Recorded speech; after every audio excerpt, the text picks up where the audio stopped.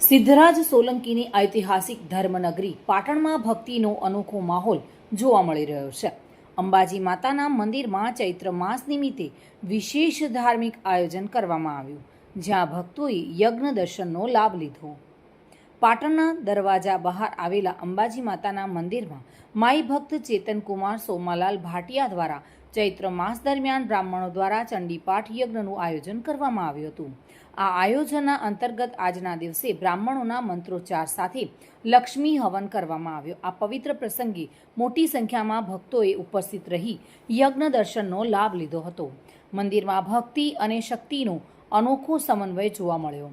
અંબાજી માતાનું મંદિર પાટણમાં લોકોની આસ્થાનું મહત્વપૂર્ણ કેન્દ્ર બન્યું છે.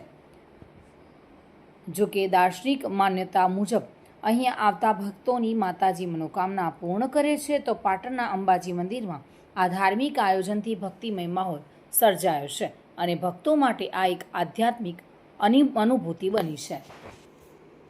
હેતલ પંચાલ સાથે bureau report, today Gujarati news.